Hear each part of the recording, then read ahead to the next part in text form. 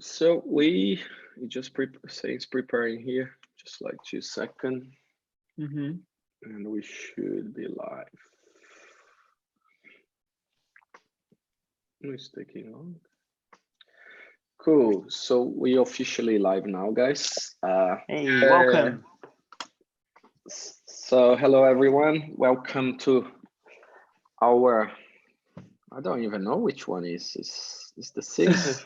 This is the fourth, I think. Nah. It's been a month. Yeah. Nah, Oh of no. course not. It's Fifth.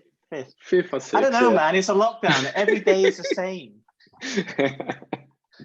You should go out. You're allowed to go out. We first of all, we want to thank Ariel to be part of that. We've been talking to get you like for I think so many years to bring you to try and get in a SNE, but it's always hard with a free event. But now we complete free to bring anyone to the show. So thank you very much. You should stop living so far away. It's your own fault. Yeah. It's my fault. It's my fault. Yeah. But thanks for having me, guys. It's a true pleasure, true honor to be here for sure. Awesome. Thank you. So we're gonna start first playing the show reel, and that we kick on with the show. So let me just share the screen here quickly.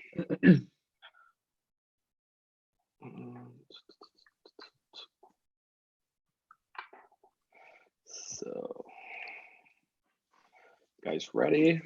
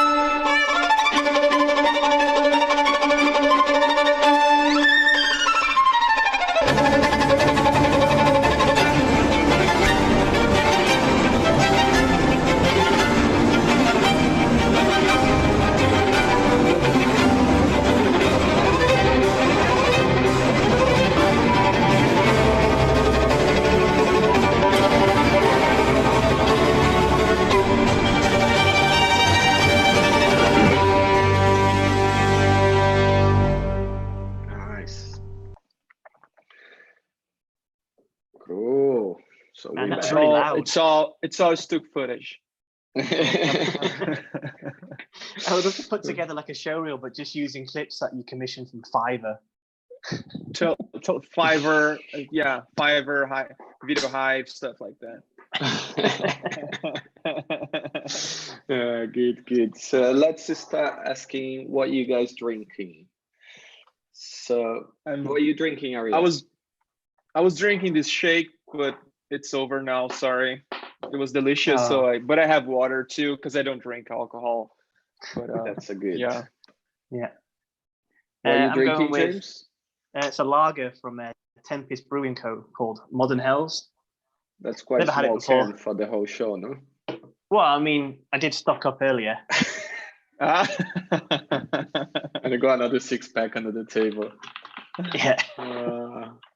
Cool. Yeah, I just canceled my detox this week, and I'm back on the wine. Good. Back on the wagon. It's really hard to do a detox on the lockdown. Yeah, I guess you just kind of, you've got too much to figure. Your mind just fixates on that. Oh, maybe I'll have a drink now. Yeah, which probably says more about you, really. It is a detox from the detox. Yeah. I will do a detox when the lockdown finish. Yeah, as soon as this lockdown finishes, man, straight and narrow. Yeah. Cool. So let's get into the subject of coronavirus. So let's start asking you the basic question. How you been on this lockdown, this whole coronavirus situation? Are you being really affected? Did you see a lot change for you, or you just tell us a little bit about how you're doing? Sure. In terms of work, I haven't noticed any changes, major changes, because I've been working from home for a very long time now, and I have my space here, so I don't do commute or anything like that. So in terms of work, not really. I haven't been affected. And as we were talking before we started the live show here, people, they are not doing a lot of live actions nowadays because people cannot go out. So they're doing, and clients, brands, they need to keep advertising. So they're doing a lot of animations. So which is being great actually for business. But life-wise, outside of the work, it's been a little weird for sure, I think. Here in LA, we're in lockdown, like we can only go out of on streets wearing masks. It's a mandatory kind of thing. And it's weird, like my older kid, he's not going to school, so he's like full of energy all around the house. It's kind of hard to keep up with a lot of energy, and just feed him space cakes. It's fine. Yeah, yeah. Just if I give sugar, that I think that's gonna be a way bigger problem, because they're like gremlins. If you feed with sugar, they're gonna like multiply, and it's crazy. So no. But yeah, family wise, we're not going out as much because we cannot go out here. The beaches opened on the past week, if I'm not mistaken. So, but there's a limit of people that can gather, around each other outside. So it's kind of weird. It's a weird moment for sure. Cool. Yeah. Did you feel any difference in the beginning, like the amount of projects coming on, or you didn't feel any difference? You just work straight? I felt there were more people sending emails, and yeah, I think the number of projects increased significantly from January to now, for sure. Okay. Yeah. Yeah, that's quite good. Yeah, we felt a little bit on, at least on the UK side. In the beginning, we had kind of a lot big requests on just requests on codes and bids, but no one really committed to the jobs. And they're all playing it safe, aren't they? Yeah, they just want to see what happened. But like the last 2 weeks, I've been seeing increasing the amount of work quite a lot in UK. It's just been like picking up a lot of projects. I kind of wonder if it's going to continue that way though. I don't know. I get the feeling that there'll be a lot of animation projects start out with, and then potentially down the line it might dwindle a little bit as companies reuse the assets they've already commissioned, just as a like a company preservation technique kind of thing. I think people are those big brands. I think it took some time for them to trust this new normal. Let's call it new normal, because I think those big brands, they were not used to work remotely, and now they are learning that this is a way that might work. And to be honest with you, I think this is going to be the future. I'm not saying that from now on, but this, like in 5-10 years, I think working remotely, it's going to be the future. It's definitely people, more acceptable. For sure. Like Google, they told, I don't know which city, but there was like a Google headquarters. They told employees that if they want, they can work from home for the rest of their lives if they want to. Yeah, Twitter did that as well. Yeah, Twitter did that too. Yeah. So I think people are more open to this new format of work. And to be honest with you, I think it's, for studios, I think it's clever. Because you don't have like to spend a lot of money into overheads are less. Yeah, see, I don't know. I think the world, it's in this transition right now, but I'm glad that the clients, the big clients, they are understanding that this could be an option too, you know. Yeah, it takes like a pandemic to kind of force the hand of some companies. Yeah, that's true. crazy stuff. True. Yeah. Because even I've been seeing quite a lot of articles, just people talking in general. I think I had one article come from It's Nice about pitching, the situation of pitching projects now, because you can't pitch in person anymore, so it's changing, shifting a little bit. So it's quite nice they adapting and they accepting that, because it's going to make a lot easier as well. I remember like back in the day when you had to you'd print out your style frames and you get like a styrofoam board, spray it with their glue, and then stick everything on to take to the client. Whereas now it's like, no, I'll just email it. But then the downside of not doing it in person is like to get across your idea and be truly passionate about an image or an idea, I think you kind of have to be there in some way, shape or form, be it via video call or on the phone or whatever. And I think that element might be missed slightly, because when you look at a style frame and you look at a written treatment, it doesn't come across as very passionate sometimes, even though the way the director can explain it can be. I think it's hard. I think for me the main thing working remotely is as a studio is I just feel being around people. I'm quite people's. As James say, I'm quite a whore. So that's why everybody else is happy. Your HR person must be like, oh, this job is easy now. I'm the HR in the studio. Oh. So, but it's I don't know. I miss to be out to meet people. That's for me is the hardest part. That's definitely like just having a chat and bouncing ideas around. Like it's just not the same when it's over video calls or whatever. It's nice to be with somebody just chatting, or you'd go to lunch and have a silly idea in the park whilst you're having a sandwich. But I agree with you. Like this human interaction is the thing that I kind of missed the most, because I'm in lockdown for like 3 years. Like I'm working from home for 3 years, so I kind of miss these interactions and talking to people and asking, oh, what do you think about this animation that I just made, or how do you approach these results? Like this exchanges. It's just exchanging.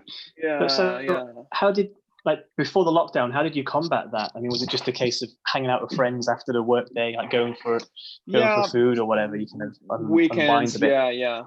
Me and my wife usually go out for lunch, so I can step out of work, and we could have like this conversation and Does she work in the kind of creative industry or something completely different? No, she works as a mom, which is even harder. It's even harder, No, but she does a great job.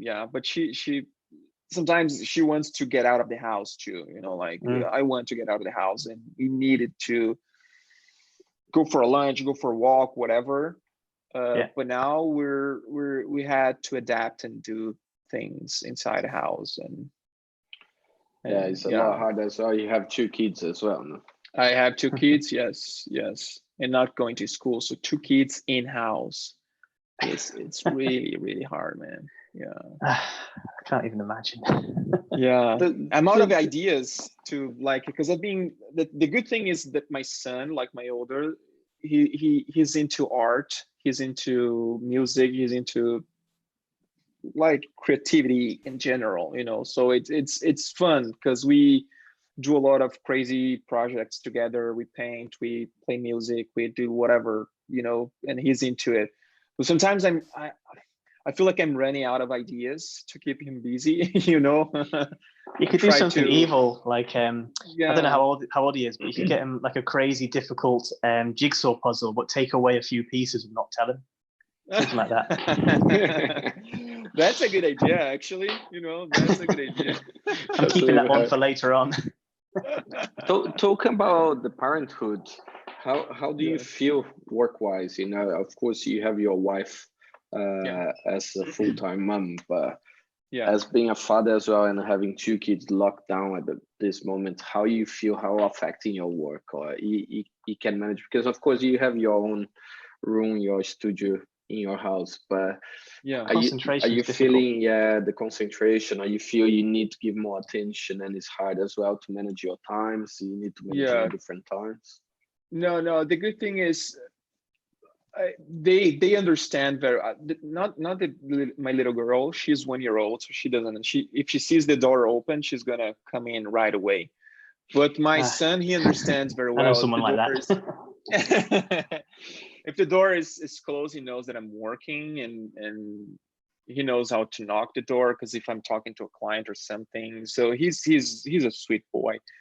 And in terms of concentration, I have ACDD, so it's kind of hard for me to focus in several things at the same time. So if I'm focusing in work, I'm doing only work. So I kind of blank out the whole thing, around me. And I have some good headphones. I put my headphones on, turn up the music, and then it's easy for me to focus. And it's a good thing, but it was a bad thing in a way, because when I was working in studios as a freelancer, I usually put my headphones and I just focus. I wasn't able to talk to anybody, but not because I was like a asshole or anything like that, but people thought that was like super egocentric. Oh, that guy doesn't talk to anybody. No, but I have this problem. I cannot focus in anything else. I just have one point of focus. So if I put my headphones, everything else blank out. So I can't focus on anything else. So it's kind of crazy. Is that why you have to work from home, because you got like a really bad reputation? maybe people they think it is. No, but it's yeah. So it's kind of a blast and a curse at the same time. So yeah. So when we were talking to Erin last week, I found it kind of amazing that she can focus on, she can just dip in and out of creative work and admin side and running a company side. Because I think I'm probably similar to you in that respect. It takes a lot of effort for me to get into the creative side and then focus on it. And then if something interrupts that, it's like, oh god damn it, I have to start from scratch again, kind of thing. Like get into the mindset. Is that the same as you, Thiago, or are you different? I'm completely the same as well. And for me, like, I don't know, that's why I asked her that question last time, how she managed it, because it was one of the hardest thing for me, realizing to have a studio is so hard to sit and be able to design, because you got like 5 people asking you the whole days, like 5 kids asking you, oh, can I do that? How did you, and you say, need a way. You can't. Yeah. So you can't do it. So for me, I'm quite the same as well, especially if it's, I think if writing pitch or writing idea or designing something, I need to get in the mood, and there I get really good. But if someone interrupts, it takes like time again just to get inside, that minefield, so it's really hard, I have to reset the subject that I'm currently on it, and to switch attentions. It's hard.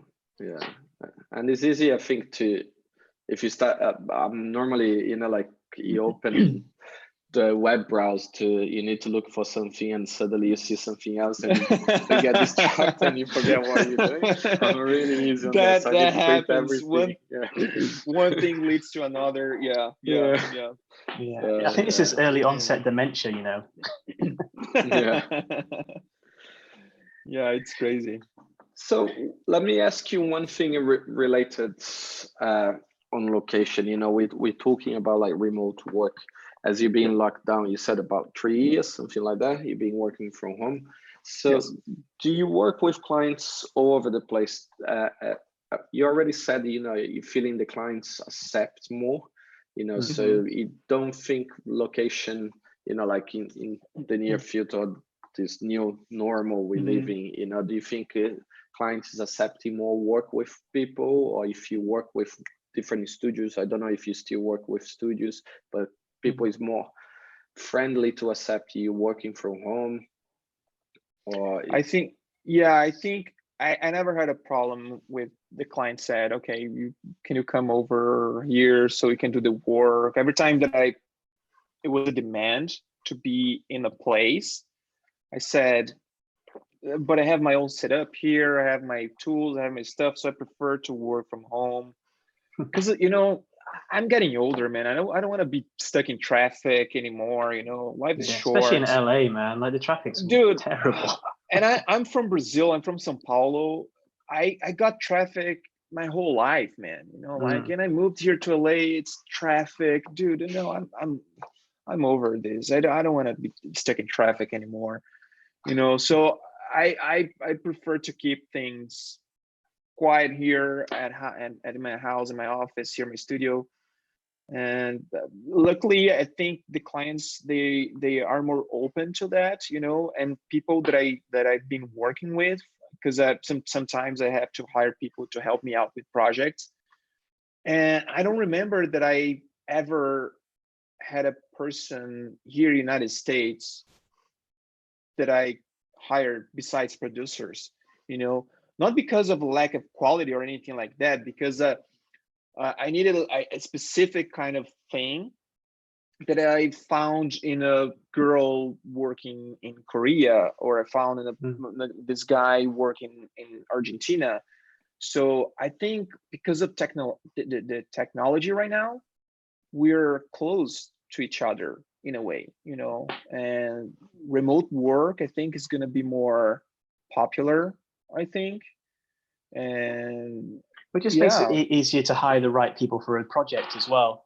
Like, sure, you know, before, you know, pre broadband in a way, and like Instagram and Vimeo and what have you, you'd have to rely on local talent because it was hard to know where to look for other talent. Even on blogs and stuff, it was quite difficult. So you know, it opens up a whole new world.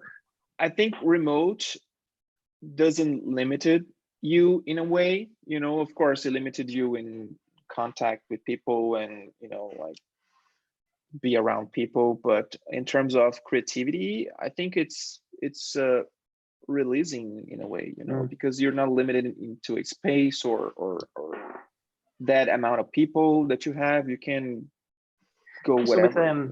With time differences as well, you know, you know that the project can potentially carry on with somebody in a different time zone whilst you're asleep, and vice versa. So it's quite, you can work like you can have a project being worked for 24/7, you know, like if that's the case, you know, if you work with different peoples in different parts of the world, of course you have to be aligned with everyone, but it's a possibility too, you know. So what like, speaking of location, like what made you move to LA over, say, you know, like New York or London or Berlin or wherever? Like, what took you to LA? Because I moved 7 years ago, and 7 years ago, LA was still the hotspot for motion graphics at the time. You know, nowadays I don't think there's direct from Sao Paulo.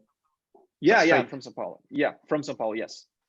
Nowadays, I don't think there is a hotspot. You know, like you've been seeing like amazing studios, like from Detroit, like for example, Gunner. It's a great studio here in the United States, and they're from Detroit. We see amazing people from London, from Germany, whatever, you know, Argentina. They're good, you know, they're amazing. So I don't think we have a hotspot anymore. But at the time, I needed to be, because I had my own studio in Brazil. It was called Studio Nitro. I founded with a partner, and then a third partner came along after 2 years.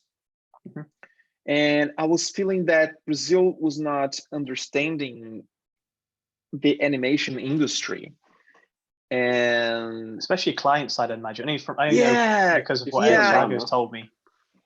Motion graphics to Brazil, for at the time, you know, I'm talking 7 years ago. You know, motion graphics. The same. Yeah, maybe it is. I'm glad you said that, because I'd be racist if I said it. No. It is. I've been talking to some friends, and it's kind of it's a little bit more evolved. I think the industry there, people are more open. I'm saying artists, you know, artists. They're more open to different styles and different approaches. But I still feel like the clients there, they're a little squared yet. But at the time, motion graphics was, the agency gives you like a PSD, so you animate that PSD in a way that you think it's interesting. You know, that was motion graphics. And I was kind of feeling the Very lack confined. I needed to develop my skills, and I was in this industry that was not allowing me to do that. So I needed to be in the middle of the playground. You know, I was seeing like a lot of those references on the motionographer, and I wanted to do that, you know. And at the time in Brazil, I was not able to develop my potential there. So I was super unhappy with my life at the time, with the studio and with the line that we're, you know, trying to strive to get there. You know, I was not super happy with that. So I decided to, you know, drop the studio, and I built like this portfolio, and I sent to some couple of people here in LA, and luckily I got this opportunity. I came here. So yeah. So it must have been quite a difficult decision to, you know, obviously you start a studio, it's kind of like your baby, what have you, just to you know, to wrap it up and then move on. It must have been quite a difficult decision to make. It was not easy. It was not easy for sure, because it was not just a studio, you know, it was an asset, you know. I was kind of and we were doing well, actually, you know, in terms of business. You know, it was not like we were like, you know, fighting to keep in business. No, we were there, and we were solid in a way. We had this name at the time, but I was not happy with the kind of work that I was doing. I was not growing as a professional. As Thiago just told you, I was not animating. I was the manager of the thing. You know, I was sitting there dealing with clients and dealing with all the bullshit clients is just trying to tell me, and all those bad ideas that I had to pull up with, you know. And it's not really what it's about. Take those clients to dinner, stuff like, oh my God, no, this is not what I want. This is not what I want, you know. I just want to expand my craft and just want to do cool stuff. Like it has to be a balance. Like I know, I mean, obviously to pay the way and what have you, you know, you're going to do a certain amount of those projects anyway, but you always offset that by like, oh, this means I can afford to do this creative project I really want to do. But then if there's not that light at the end of the tunnel, then it's just incredibly frustrating. It's like, what am I doing? I'm just wasting. I think the motion graphics industry in Brazil, it's kind of sad in a way. And again, I'm not talking about the artists and about the studios. They're there, and they're creating this beautiful industry there. Even though the clients, they don't understand what motion graphics is in a way, you know. And we've been seeing the Brazilian industry growing and growing and growing, and I'm super proud to see that happen, even with all the craziness going on in Brazil with this kind of clients, and this asshole president that we have, and Brazilian artists, they're just want to keep pushing forward, you know, and they're doing that. Interested with it's really nice. There's a lot of amazing Brazilian artists, like that kind of like Latino blood, like you know, with all the crazy colors and all out there stuff being held down by what they can actually make commercially. But I just think it's quite an interesting time to be in Brazil because of the Brazilian president and what have you. This is the perfect time for the artist rebellion stage to create amazing work. maybe I think that could be something great, you know, because that's always the benefit of any downturn economy. The way that I feel is Brazil has a lot of talented people, amazing talented people, truly. I just think they need opportunity to show that off, you know. And maybe if the client don't gives them the opportunity to do that, maybe they could do a personal projects. They could do be like this try to Banksy the motion graphics in a way, you know, like and create cool stuff. But yeah, I think so. It's a good idea. Come as well with the culture. No, I think education and culture in Brazil is when we see it as artistic way, you know, people not used to develop so much short films and things like that. When you compare to France, you know, the guy is just like is fabric, you know, it's just a factory of short film. The guys, everyone doing. So I think it comes a lot of the culture there as well. So you think there needs to be like a better education system with regard to animation? We like don't a really, super Infocom equivalent. Yeah, we don't really have similar, you know, what we can get in Europe or even America, you know, like I think even in the UK we don't really have it as established. Yeah, UK is not that great. But I'm not gonna get into that. I think the problem with Brazil is we start getting some university, and there is some online courses as well. People they start doing, but I think when we compare, especially with France, you know, when they brief that, they come with like you got, you know, Subfocon and Roblanes, you know, the level they come out is a completely different level, but that comes from the culture as well. It's not just the students go there, and you know, I think in Brazil we're still quite a young generation. The artists is like what Ariel said, you know, the artists is, we got quite amazing studios there, but it's so hard to work with the clients. You know, we opened the studio last year there. It's like people come, just some amazing example, like we had this amazing, the client sent a reference, one of the best jobs Buck ever did, and also animation, and then they came to us and wanted us to do in 2 weeks, you know. And I had like 10 grand, and I said, come on, you know, go and ask Buck to do it, you know.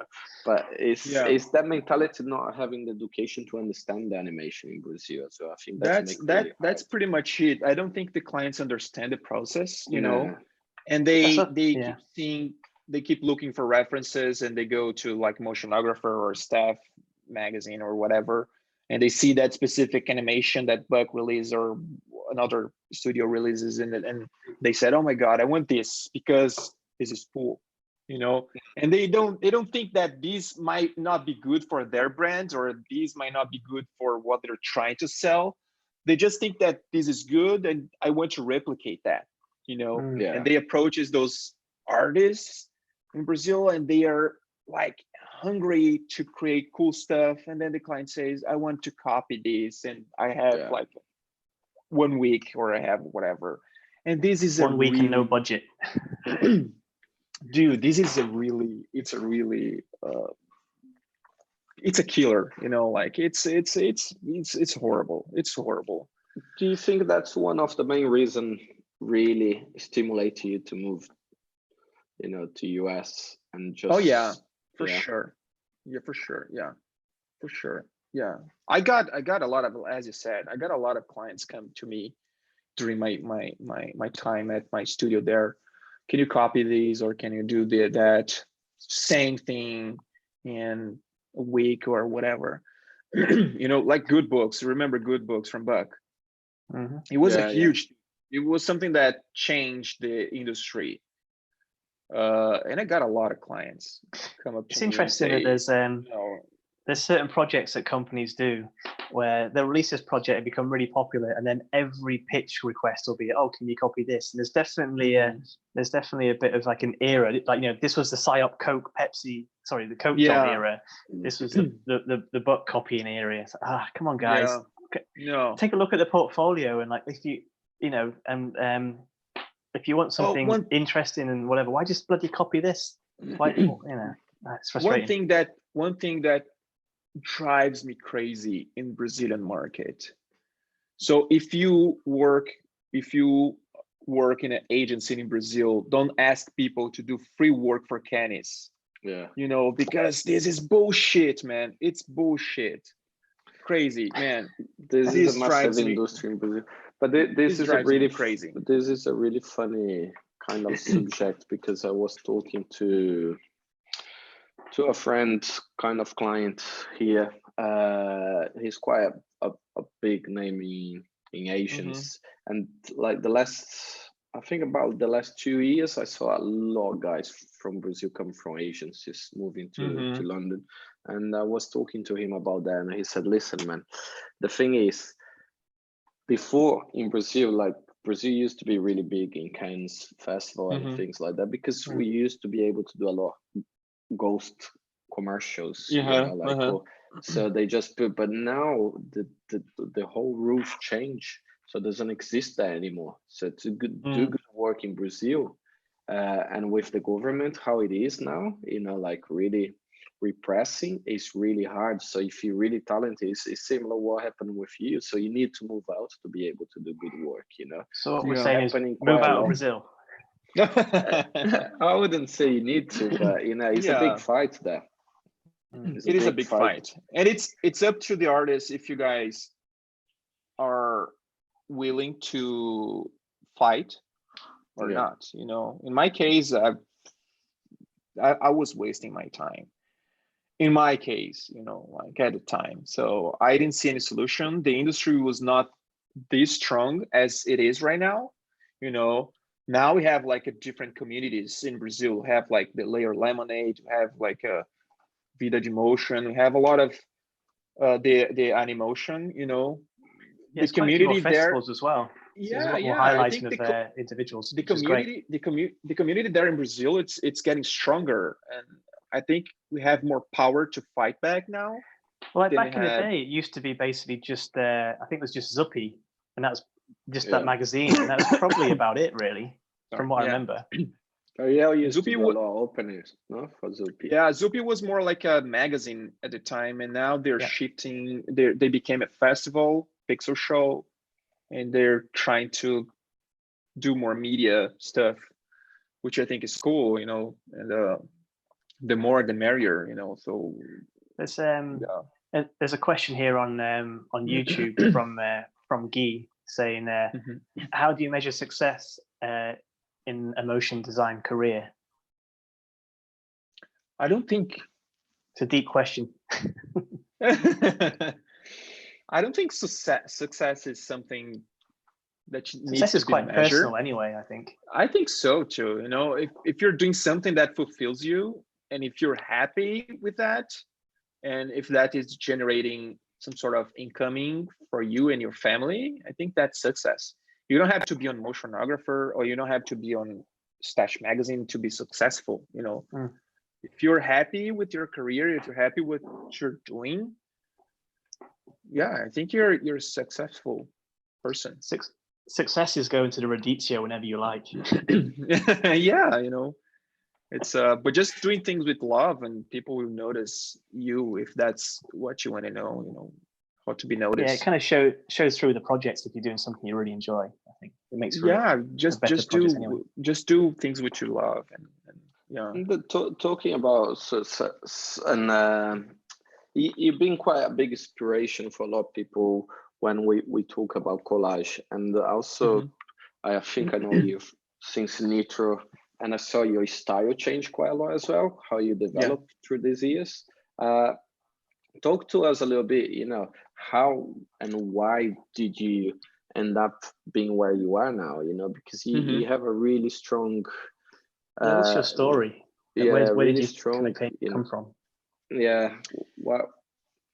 Yeah, but Brazil had, I don't know, I started as an intern in this little publisher in Brazil, and my task was to fix the drawings for kids book there. So that's what was my first contact with Photoshop. And I learned that with the Photoshop, I was able to manipulate photos, and I was doing that with some of my friends, creating those stuff. And I always loved collage kind of thing. Back in the days, Brazil had this, I don't know if you remember, but Naked with Ariel Costa, the golden times of Lobo. You know, Brazil had this, and motion graphics in general had this collage kind of vibe in the beginning. And Terry Gilliam, you know, I always got that in me, in myself. Always loved this style.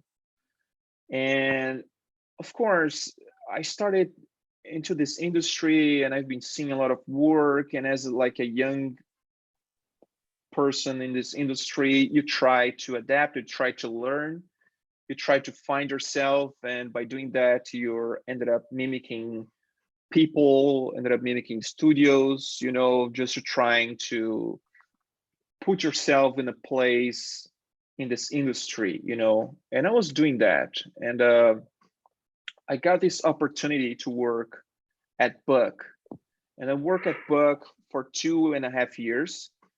And it was the best place, like best studio that I've ever worked.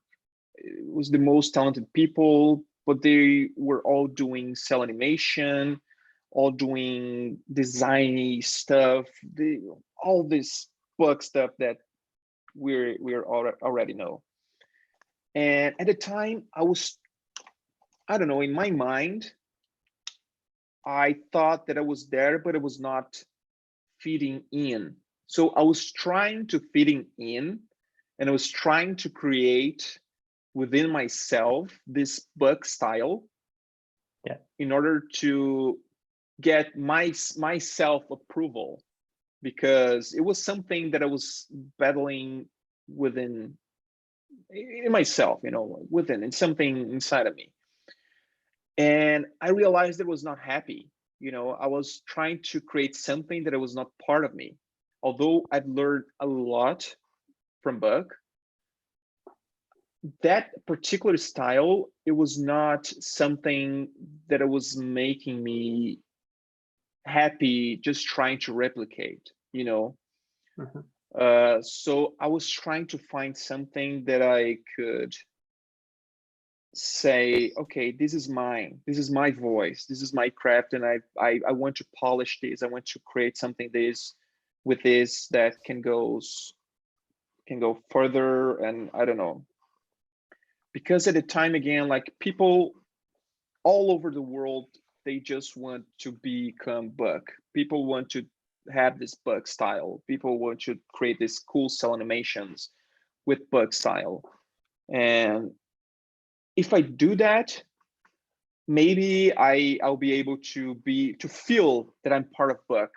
And when I decided to leave Buck to go as a freelancer, I built my website, and I showed this website to my good friend here, Marcel. You know Marcel, right? Yeah. Thiago. Marcel is the owner of State Design here. I showed him my portfolio, and he said, dude, that's cool, but I don't see you here. And that got me, you know, in a way, that got me. And I thought, okay, let me just think about for a second. And I realized that was not my portfolio. That was Buck's portfolio. And I don't want to sell myself using other people's work, although it was an amazing portfolio that I had, because it was from Buck, you know. Of course, yeah. So of course. So I said, okay, let's reset, let's think about, let's come up with this strategy, because I believe everything's about strategy in life. So if I want to do that, if I want to pursue that thing that I want pursued, I cannot go with this plan. So I decided to come up with something totally different. And collage was something that was always inside of me, was always teasing me in a way. This possibility to combine the old images, the vintage world, with modern, with you know, like this nowadays kind of a vibe, the analog with digital. The contrast of these two different worlds was something appealing to me. And I created this crazy project called Scenes, which is like a 100% collage kind of project. It was totally different from what Buck was doing. And that brought me a lot of joy at the time, because I was doing something for myself. I was not trying to fit in, you know, I was doing something for myself, for my approval, for my happiness. And when I put that out in the world, that was like life-changing for me, you know. So after that, I got some invitations to do projects with collage and with some nice clients. And I think that was the beginning. So I thought, okay, I'm going to be true to myself. I'm going to develop something that I love. I'm going to try to create something that I'm proud of, you know, and I'm going to stop trying to mimic others. Not that mimicking is a bad thing. I think it's a good thing if you want to learn, but it's good a good if learning you want tool, to. yeah. It's a good learning tool, because if you know, if you understand how this technique work, you can apply to different things. And by that, you can create different things too, you know? Yeah. So, and that was basically how everything happened, you know, and I was just trying to find myself and be true to myself. Yeah, I was going to say it's about being true to yourself, but yeah, having that kind of feedback from when you put stuff online just kind of like justifies your moving away, you know. Yeah, a little bit, yeah. And yeah, it was a fun process. It was fun. Yeah, it's nice to see, especially I think I don't even know how many years, you know, we've been talking, but it's just to see the shift, you know, how you shift as an artist. I think also what you're talking for me is the difference between you trying to be an artist and you trying, you know, just to be like let's say a motion design that can work in any studio. You want to feel your voice as an artist, as a director, then not just be a motion design. Then all right, I can work in Buck, I'm fine here, you know, I'm doing really cool work. But you want to have, you know, I think what makes the difference, you know, being an artist or being sometimes being a design, you know, I think it's putting your stamp on things. It's putting your stamp, and people comes to you now looking for the style you do. You know, it's different than clients get you, I don't know, a tampon commercial, and you want to say, I'm gonna do a collage tampon, and the client's, no, it's not our brand, and you're trying to force, you know. I think that would have been the tricky side of like if you had tried to sell yourself on Buck, like then we're on like you say, do amazing work, but then every project you would get would basically be trying to replicate Buck's work in some way, shape, or form, and that'd be quite frustrating anyway. And I think it's about personalities as well, you know. I have this free spirit. That's why I got my own studio in the first place, because I wanted to be able to do my own thing. I wanted to be able to explore my thing, you know. And I know a lot of people that work at Buck. I made a lot of great friends at Buck, and they're super happy working there, you know. And I understand why, you know, because Buck is not just a great place for do art. Buck is a great company as well, and they treat you like people, you know, and they embrace you, and it's more like a family there. So I understand why they're happy there. For a company in animation and motion design, they've got quite a lot of like staff retention, that kind of side of things. Like normally, like in animation and motion design, your staff turnover is pretty damn quick. But when you treat your staff correctly and respect them for what they do, you know, they'll stick around a bit longer and what have you. I mean, ultimately, like any artist, really, I mean, most artists anyway, you know, you'll probably go off and do your own thing anyway, because that's kind of the artist's nature, that you want to do your own. That's just how it is. But yeah, comparatively, a lot of people stick around, and I think that's a testament to them as a company too. Yeah, it's true. It's true. One question for you, being, you know, as me as well, being Brazilian, but I'm not gonna focus on the Brazil side, but it just like, I can see where you come from, and for me, been living here for 17 years as well, and I really get what you're saying, you know, how hard it is to trying to develop in Brazil, or even I would say in other countries. What is, I just want to ask you what you can suggest for people, you know, like that is starting the career, is feeling frustrated now, you know, like it can be in Brazil, can be in other countries where it's not as developed artistic as US, UK, or Europe in general. But what you suggest for them to look, you know, to develop their career, or to look outside, to try and move to another country, you know, like you had similar experience as me. So, but just seeing your point of view, you know, for people then watching us, you know, then they want to develop, they want to grow, or they want to move to another country where they can develop. What would be, you know, like if you could tell few advices for them? Sure. I'd say wait till lockdown finishes.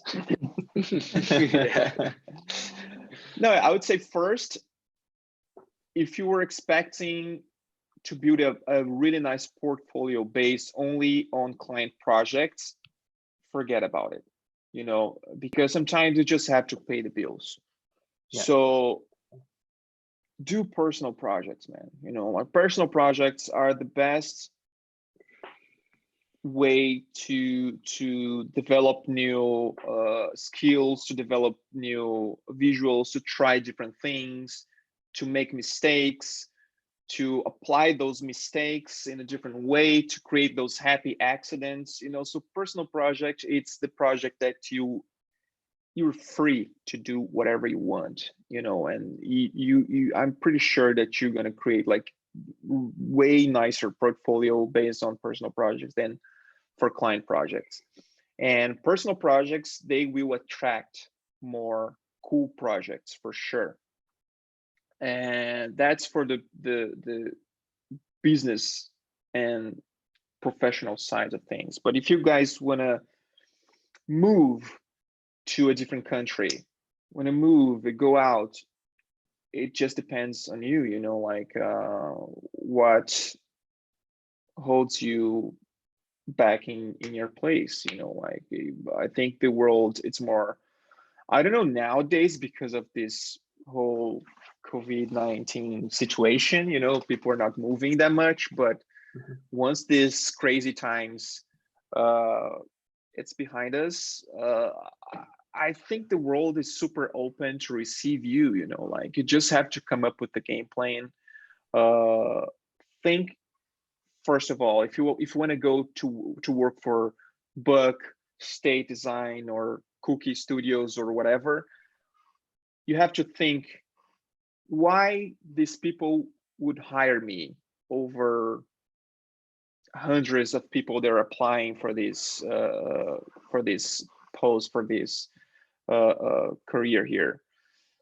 What's your difference, you know, from all these people, you know? So try to come up with a plan, try to develop yourself as a brand too, and not just like I'm just a tool here, you know. I just do the animator, I just do the animation, I just do the design. No, you were a brand, you were a professional, so act like one, you know, like be a brand, be a professional, you know. And sorry to cut in, but you have to be a brand, but also you have to be open to collaboration. It's not like of working course, at any of these studios is not about egos, and I think some people who consider themselves a brand might be a little bit egotistical. One good thing to be part of it, it's those collaborations that the industry creates all the time, you know. Brazil, they had a Lemonade, which is this community, and they create like how do you say, it's more like it's a collaboration, you know, like every people, they animate like a different scene or whatever, they create like this huge masterpiece, you know. So these collaborations is nice too, to have your name within the industry, you know, so people will notice, okay, this segment, I like this segment, who made this segment, you know. So just being there, be present. They're quite good to get involved with. If like for example, maybe you don't want to do a short film by yourself.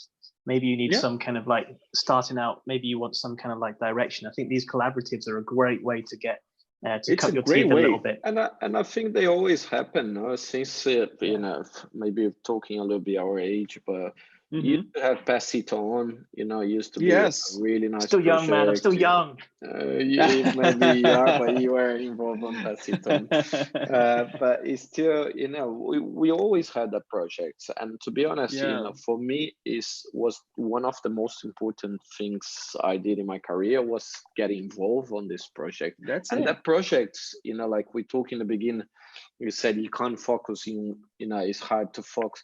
I'm sometimes that person as well. I have too many ideas and I don't do any idea. It gives you a direction. Yes. And that gives you direction. That can be quite important, I think. And it's not just direction, give you a deadline and you That's it. So you have to do it. Yes. So you force you to deliver. It's great. So this kind of in these kind of projects will happen all the time, because our industry, we have the necessity to create. We need to create stuff, and sometimes we're bored because we're creating shitty stuff for clients, and we want to create cool stuff. We want to use our full potential, and these collaborations, they're great for that, because as you said, it gets my weakest part, which is not following a deadline, So if someone imposes a deadline for myself and impose, okay, this is the direction, this is the color palette, this is whatever, it's going to be easy for you to create stuff and create stuff. So try to get involved with it. One thing we had this a similar, it's really funny, not funny, but it's, for me at least, it's really funny to see, like when we talk to Mike from Managers Machine, because Mike bringing a British and open Managers Machine in LA, you expect, you're not gonna see much difference, it's the same language and everything. But Mike really saw a massive difference, like how you pitch in culture and how you work. How did you feel that? Did you feel you being accepted, well? Do you think people get you, like your jokes and, like how you pitch the things? How do you feel? How do you have to adjust? Yeah. No, I think the culture side, it's for me was the hardest part.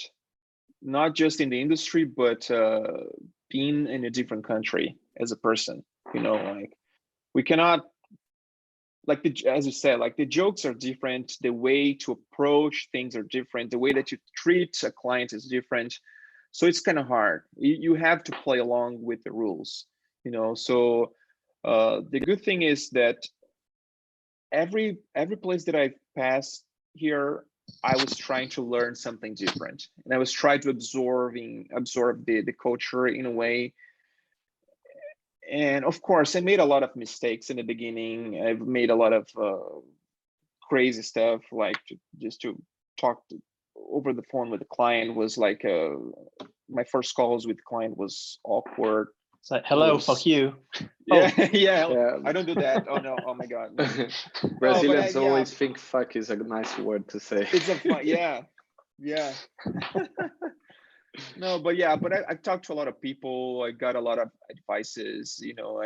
Luckily I had this good friend Marcel here, and he's been here for a very long time. He was able to give me a lot of great insights on how the industry works here. But I'm pretty sure if I nowadays, if I go to London, if I try to pitch something, or if I try to talk to a client in a different way, it's going to be different, Yeah. But I have reps that help me with that. So I have a rep in Asia, and I have a rep now in Europe, and they are the nicest people. So, and they help me to talk to the clients, and they help me to solve these problems with clients, and they understand better the culture of the country that we're dealing with. So to have that kind of like buffer and in between makes a massive difference. Like someone on the ground who who knows the culture and what have you. It's pretty good, especially in Asia, where it's completely different to what we would know.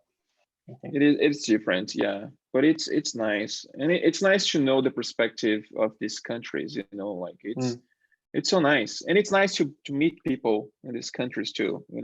It's crazy.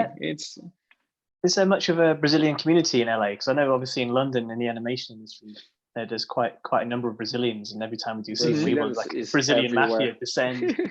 Yeah. Here's there's this huge Brazilian mob here in LA. Yes. Yeah, that's reassuring. Yeah, but to be honest with you, I'm close. I would say I'm most close with two of those, which one is Marcel and the other one is Marcos Vaz. I don't know if you know him, but it's a huge talented beast. Like he does a lot of 3D crazy stuff. He's great. Yeah, but there's a lot of talented Brazilians here too, for sure. New York I think normally Brazilians trying to hide from Brazilians when yeah. I can imagine that. Like, if oh my god. Like if I was living abroad, like I'm not sure I'd want to live in like a British area. So, you go to a country for something different, don't you? But then at the same time, it's nice to have that common ground, but you have to like take it or leave it whenever you want it, as opposed to like all the bloody time. Yeah, I agree. That's help. So when you did your collage work and what have you, how do you keep your work like staying fresh? Like what's your technique for that? That's a tricky. I just changed the colors here and there. No, but it's hue shift it. That's a tricky question. I just try to apply different things. And sometimes if I'm working with the client, I try to push myself and see how far can I go with this client. The majority of the times the client wants me to go back, a little bit, and but every once in a while they're like, oh, okay, we'll run with that. Okay, yeah, let's move on. Okay, that's fine. So when I have these opportunities, I like to go full on crazy and yeah. If not, I try to. Do you think you're trying to explore more on your own stuff, to try and develop, to try and keep fresh? Yeah, I like to try new things. I've been posting a lot of my tryouts on Instagram lately, things that mostly of that were rejected pitches, like most of that were dead concepts that I just change and try to create something. They're always the most interesting things, aren't they? Like the stuff that doesn't make it, I always think is like the most interesting projects, because they're uninhibited in a way. Yeah, I don't think it's fair for me just to they're not throw failed, it out. They're just misunderstood. They just they're not right for that particular project, But yeah, I agree with that. But I just try to use that to recycle in a way and to keep them alive and to put them out there, because some client might see there and might see that thing and they might be interested and create something crazy like that. Yeah, so I know that's a good reason for also putting out your personal projects, because the client might see something. Oh, that's an interesting idea. I wonder if I could use that. So that's a good way to, like you were saying previously, to bring in more work, but also to bring in more interesting work. Yeah, like it's a way. It's a nice way. Last project. It's a nice way to fish. Yeah, you have to put you have to put it out there. And talking about projects, what is your favorite project and your worst nightmare project, if you want to say? My God, I don't know if I can say, but I had my work. If you want to beep out the client name, you have to beep it yourself. I can say, but I had a really tough project this year. I'm not going to name the client, but it was tough. But I would say I had a project last year that by far was my worst nightmare. Is that in regards to experience or the output of the project? I think the whole thing. Everything. The client. It's marriage ain't that bad, dude. And it's for a brand that deals with creativity, and they don't understand how the animation was created. And I don't want to give too much away, but the final result was like a nightmare, was horrible. It was into a point that they want to flew me to San Francisco to create this thing over there, and I say no, I give up, and here's the project, finish yourself. And I just gave up because it was like, man, that's difficult. Like, you know, when you have to give over a project, when you send them the project, it's just not working out. That's like, no, it was because of course I did everything that they asked me. We achieved the deadline, and the deadline I delivered what is supposed to be the final project, but they want to change the whole thing, and they wanted to create different things based on that, anyways, it was like a nightmare. So I just no, it's not for me, good luck, this is your project. No, it just ended up burning out. I was this close to freak out in a just, and I'm a nice guy. Running through my mind of which companies it could be in San Fran. Yeah, no, I can tell you offline, but no. Yeah, we'll talk after. Yeah, we'll talk after. Guys, we're just finishing the stream now. Yeah. And what was your favorite project? My favorite, I don't know. Also, actually, this probably could link into like, what's your favorite type of client as well? Yeah, it's my favorite one. It's it was the one for the Led Zeppelin. Not that I think that is the best work that I've done, but as a fan, for me, it was the most fulfilling, enjoyable work to do. Although working with Jimmy Page was a completely nightmare. Were you on different pages? Different pages. No, but yeah, but it was like, as a fan, for me, was like, this is a special project. Although I don't think that was the most like beautiful thing that I ever created, but it was most enjoyable in a way. There's something about, you know, when you're working with people you really like, you know, like Jimmy Page and what have you. You know, it's like a different level of appreciation. It's like, oh my god, I almost got to touch greatness, that kind of thing. It's crazy because he knows my email address. Yeah, no, it's great. No, but it's crazy because sometimes it looks like you're talking to a different person. You know, Led Zeppelin, it's something there. It's a stage persona, right? Like, yeah, you imagine one of this massive stage kind of thing. Yeah, but if you're talking just one person, you know, it doesn't seem that you're talking to a member of Led Zeppelin. It's something super surrealistic to me that I don't know. It's weird. It's weird to explain. How was it working with Green Day? Did you get to chat to Green Day at all? Because I used to love their like Dookie and stuff when I was just college. Just emails, man. No, but not. I had opportunity to meet those guys in one junk session that they were doing at Amoeba here. It's a disco. Wow. Yeah. But so the guy from Warner called me and he said, "Oh, do you want to meet the guys?" But it was in Brazil at the time. Oh man, that sucks. I missed the opportunity. Yeah, but they're great guys. They're great people. Like super nice dudes. I had a lot of great time. I think that's kind of the benefit of living in LA, actually, because obviously there's a lot of like film, Hollywood, and music around there and what have you. So sometimes when these opportunities come around, it's like, oh yeah, we're just doing a jam session down the road. Do you want to come hang out? It's like, yeah, all right. Okay, let's do it. I guess. You know, yeah. Oh, Guy also asked, do you think this bad project has taught you how to avoid it and how, you know, so it won't happen again next time?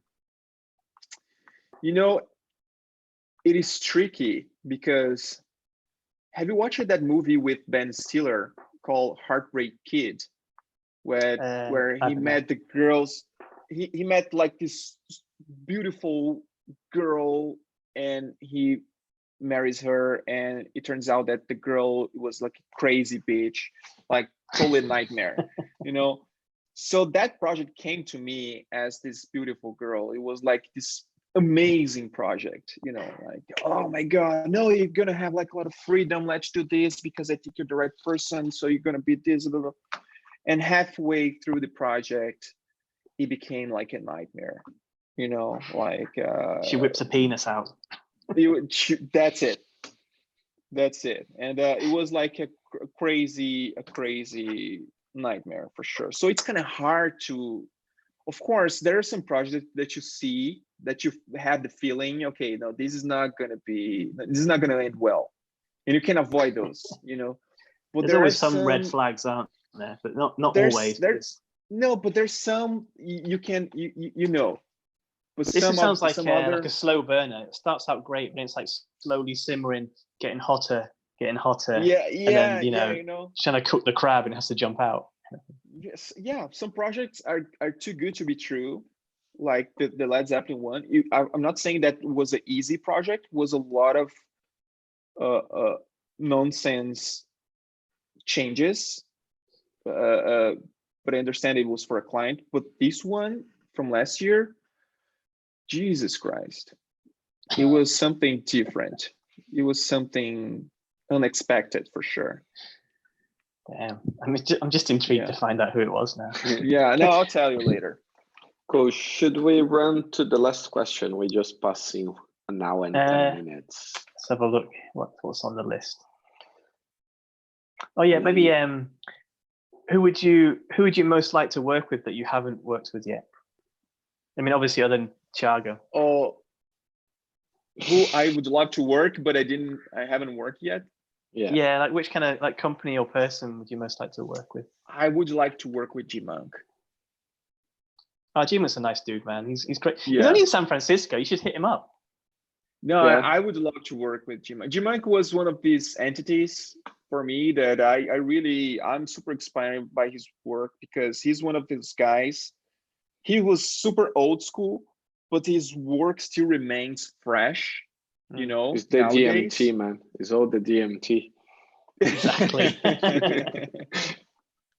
Totally, yeah, I understand that. But I know he's a super nice dude. Yeah, he seems to be like a super cool dude. Yeah, so he's on my list for sure. He comes across as one of those guys that's probably really great to collaborate with as well. Like really open to collaborating, I would say. He's just he's interested by like new ideas and new technology and how to incorporate it in his work, which is probably why, like you're saying, like his work still feels very current even today, like still kind of pushing various boundaries. Yeah. So yeah. You should totally hit him up. Yeah, I'm gonna hit him up. Yeah, for sure. No, he's one of my references. He's a great guy. Yeah, I love his work for sure. Cool. So we're gonna make a speed date for you guys. Live with us. Cool. Should we wrap up? You want to ask the last question? No, you go for it, dude. If you want to ask anything, there's a couple of things on the list, or maybe something from YouTube, if anything stands out to you. I ask one question. If it's more like about advice, if you could go back, you know, knowing what you know today, if you could go back to yourself 20 years ago, what would you tell yourself? You know, fuck, change the industry. Go do something else. What advice you to do? No, I would say for me to relax a little bit. Yeah, just calm down. You know, California's a good place to go for that. Go easy. Go easy. Yeah, no, go easy. Don't try to learn everything at once. Yeah. Oh, actually, one quick question on YouTube. So, what will be the next level for Ariel Costa? What's the next level? Yeah. To be an intern at Cookie Studio. They've got really bad HR practices, by the way. Man. No, but I don't know, man. I just wanna.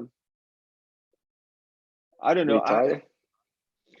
There's another question from Diane saying, do you think about working with 3D techniques, or are you keeping it more 2D based? Yeah, no, 3D it's on my list, man, for sure. I love 3D. I just don't think that I have the brain for it. You know. Do you use cinema at all, like on just like messing around?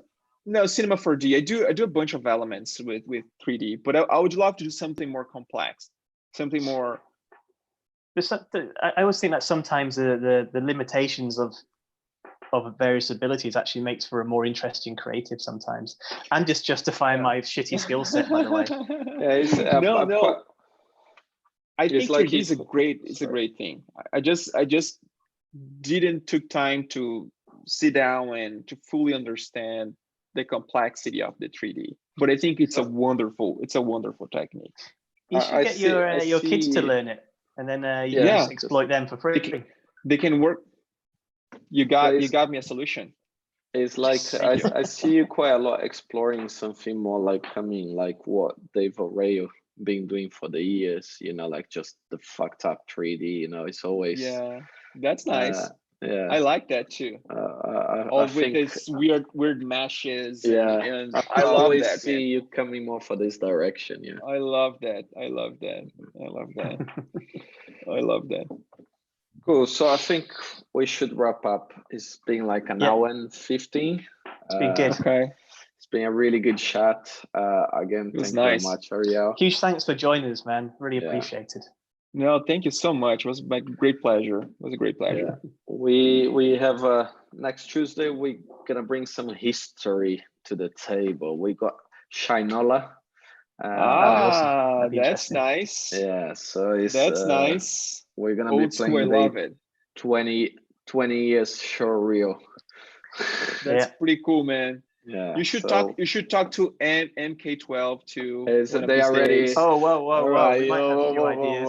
Let's not announce anything yet. Yeah. Oh my god. We should do like a history section. Yeah, we're coming to a whole history phase. You guys, you should bring Nando Costa. You should bring all these old school people because I think they made the industry that we are so far. Like so. Godfathers. You should bring those guys.